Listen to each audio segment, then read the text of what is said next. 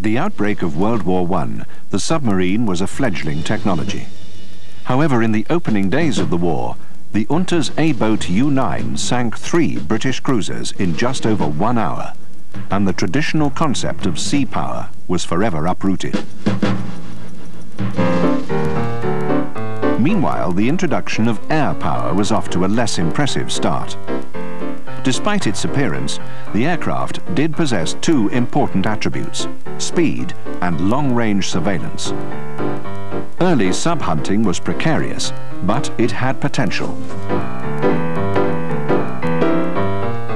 By the end of the war, maritime patrol planes were flying dedicated anti-submarine warfare missions. Working together with their ships, aircraft were beginning to take their toll on German U-boats.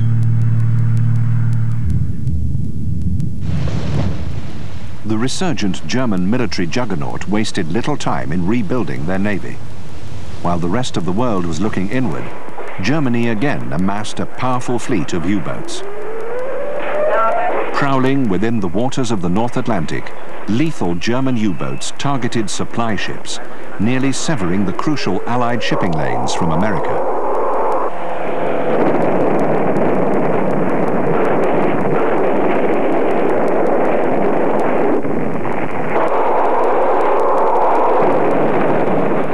Effectively neutralizing the German sub-threat was crucial to the Allied war effort.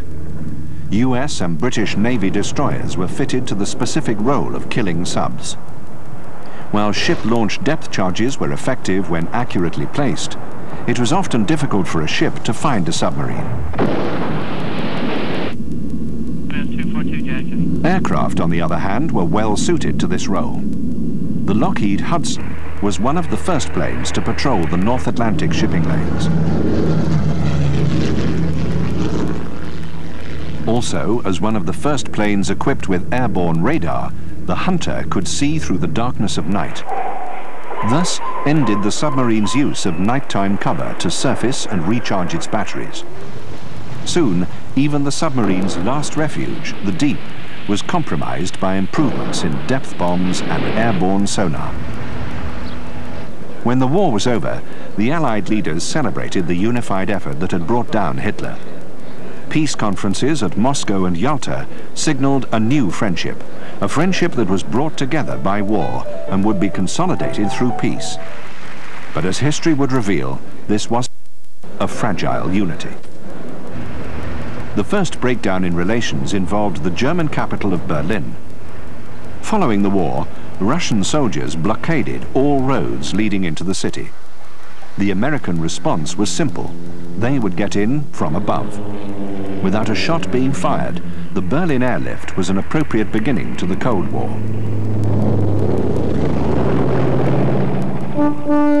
In Moscow, the Second War with Germany in only 25 years had vindicated the centuries-old Russian desire to keep their heartland protected with a buffer of land and troops.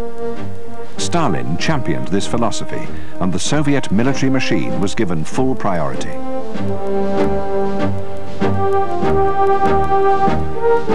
The importance of submarine warfare was a lesson well perceived by the Soviet leadership. Under the guidance of Joseph Stalin, submarine production flourished, and by the late 40s, Russia had the largest submarine fleet in the world.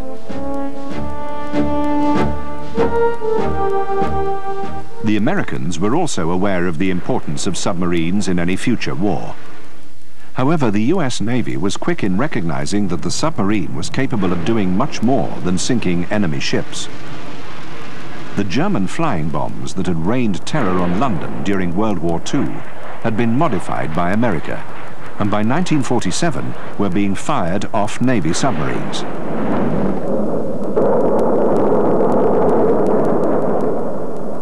The Navy's first submarine-launched missile, the Loon, was soon eclipsed by the more advanced guided missile, Regulus. Like the Loon, the Regulus was fired off a sledge from the bow of the submarine. Once airborne, a nearby plane would take over guidance of the missile. Designed to soften an enemy beachhead, the Regulus proved the destructive potential of the submarine. However, However, it was not the missile itself, but rather what it could carry that drew the attention of the Navy. The dawn of the nuclear age would forever change the balance of world power. During Operation Crossroads, the destructive force of atomic weapons was brutally clear, and the race to get as many of them as possible had begun.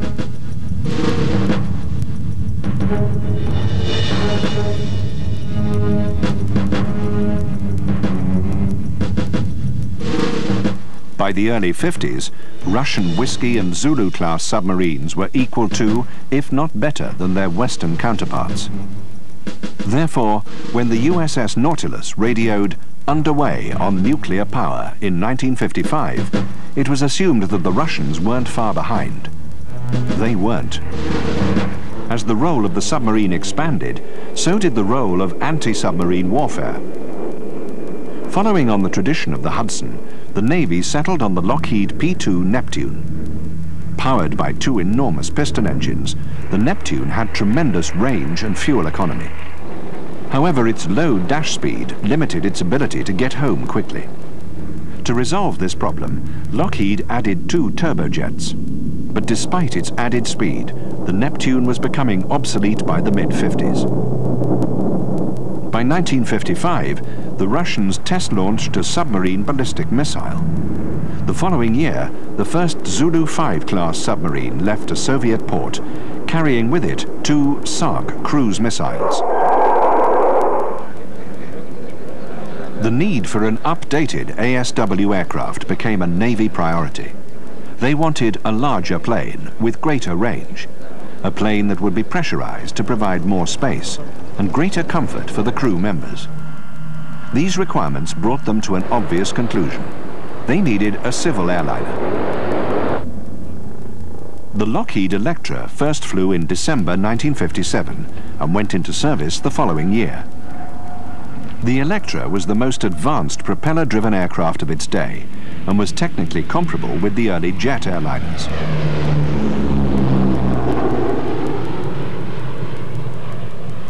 The New York to Chicago route quickly became its stronghold, but when the Electra's long-range potential was put to use, passengers could travel from Los Angeles to Hawaii in just over 6 hours. Trouble struck the Electra in 1959 when a Braniff plane broke up in the skies over Texas. 6 months later, a Northwest Electra was lost under similar circumstances. The cause of the accidents was found to be oscillation caused by the engines. When the oscillation reached a critical frequency, the wings snapped off at the root. By the time a cure was approved, public confidence had diminished, and Boeing had launched its 727 jetliner. The Electra would never recover, at least not as a civil airliner.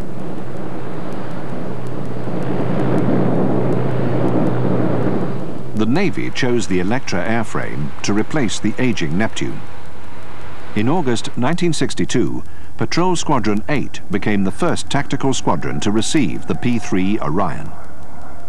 Brandishing state-of-the-art avionics and computerized navigation and attack systems, 8 Squadron became the most modern and well-equipped in anti-submarine warfare.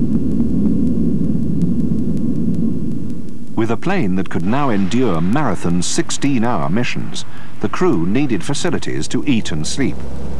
For these airmen, the Orion became very much a second home. Back here in a galley, this is where we kind of live, and whenever we're on a long flight, we got 9, 10, 11, 12-hour flights, and gets pretty hard. We got a rack here for the flight station personnel. Kind of take a little, take a break, get a little shut-eye so they're fresh for being in a flight station. Despite the addition of advanced avionics and computer systems, the Navy's Hunter retains many artifacts from an earlier time. The aircraft was derived actually from the old Lockheed Electra, and one of the strange things, this here is a hot pot. Oh, this is the oven here, and you can fill this with water and heat it up, keep it going. It's coming from the Electra. This tube here, to pull this cap off, and this is actually a baby bottle warmer, from where that's how far back this stuff goes. As the civil airliner Electra was fading from service, its airframe was finding an ever-expanding role for the US Navy. The P-3 was fitted out with a variety of weapons that could be used against much more than Soviet submarines. External wing pylons and increased fuselage space allowed the P-3 to be effective at laying mines and attacking ships. Appropriately, this multi-mission aircraft's first call to duty was not in the role of hunter.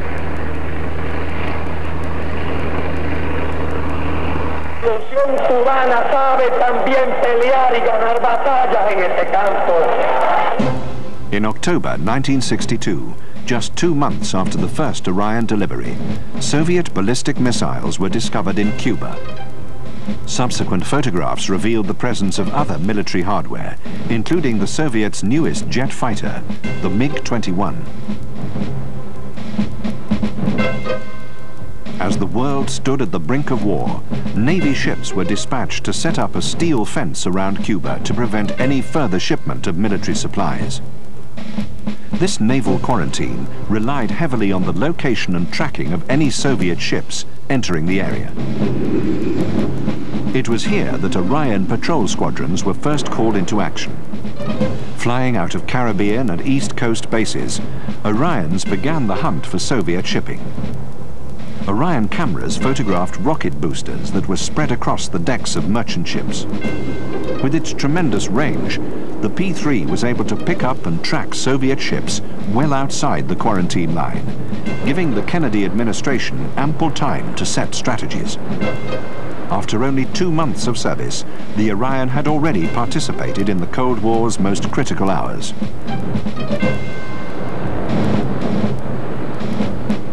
The Orion that flies today is not the same aircraft that flew against Soviet ships during the Cuban Missile Crisis. Although it shares engine and airframe, the electronic systems are almost entirely new. While still using the ever-effective sonobuoy and the distinctive metal-detecting magnetic boom on the tail, the P-3C now incorporates an onboard digital computer that integrates the operations of the navigational, avionics, flight controls and weapon systems. These improvements had almost as much to do with technological advancement as it did with the ever-expanding Soviet fleet.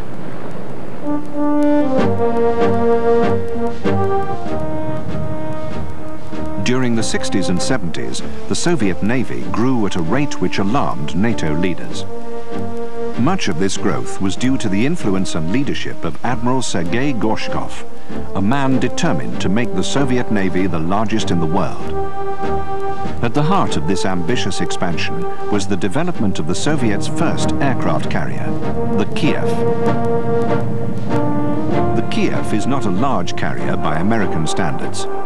It's closer in size to the British Invincible class and is thus unable to accommodate conventional fixed-wing aircraft. But equipped with its Yak-38 V-STOL aircraft, it represents the long arm of Soviet naval power.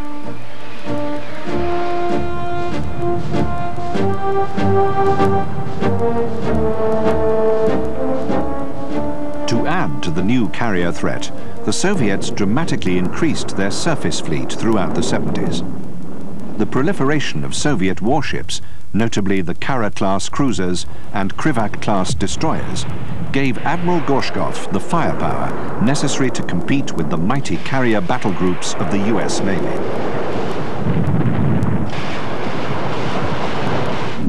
In response to the massive Soviet buildup, the US Navy pressed for newer and more accurate anti-ship missiles.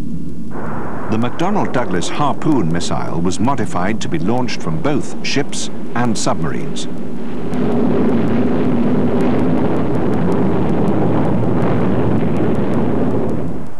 Like the feared Exocet missile, used effectively during the conflict in the Falklands, the Harpoon is a sea-skimming missile.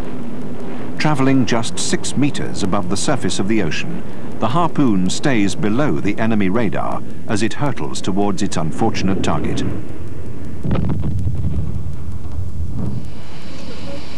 The updated model of the P-3 has been modified to carry the Harpoon missile. The Harpoon can be air-launched from a range of over 95 kilometers.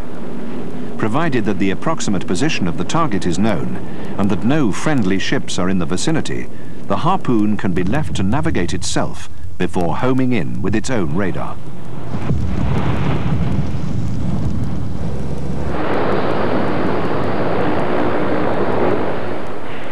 During the Cold War, the Orion's primary target in such an attack would probably be the Soviet electronic surveillance trawlers, which constantly eavesdropped on Navy communication.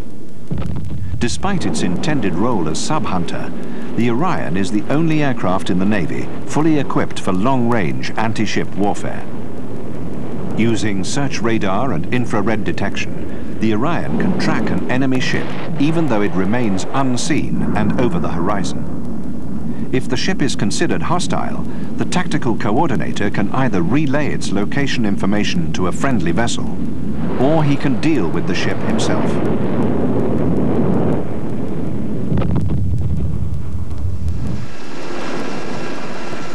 Almost 3 decades after the Cuban Missile Crisis, the Hunter would again see action against merchant vessels, this time in the Middle East.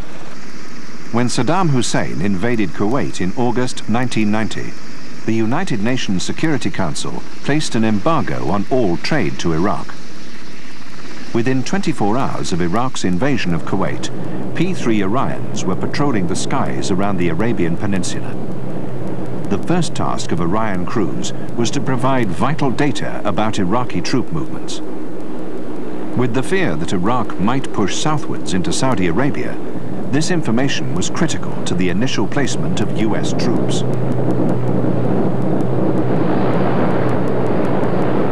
For the remainder of Operation Desert Shield, the Orion engaged in surveillance and interception of all ships suspected of violating the embargo against Iraq. On one particular mission, an Orion made a pass at what appeared to be an Egyptian freighter. However, the suspicious crew decided to take another look. On the second pass, the infrared display revealed that the Egyptian markings had been painted over Iraqi colors in an attempt to camouflage their registry.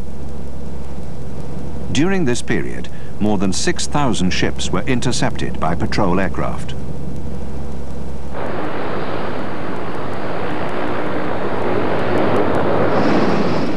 As Desert Shield gave way to Desert Storm, airstrikes ensued, and troops prepared for the invasion of Kuwait.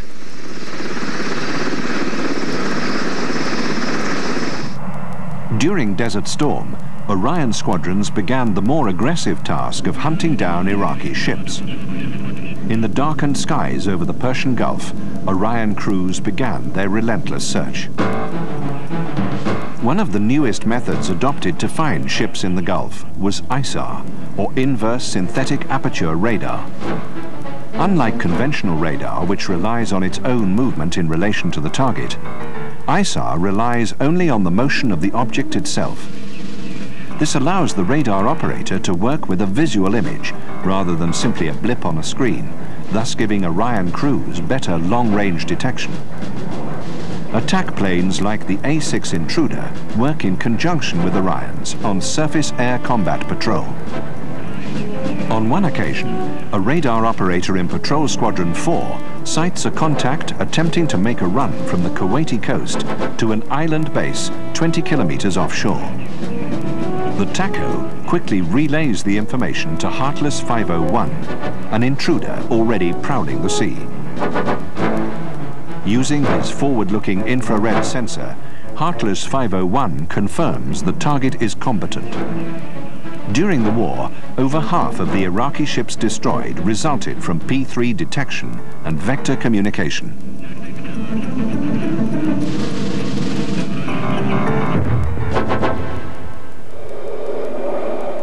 Over Iraq, precision airstrikes pounded Iraqi defenses. Again, proving its flexibility, the Orion played an important role in assessing the damage of Allied bombing raids.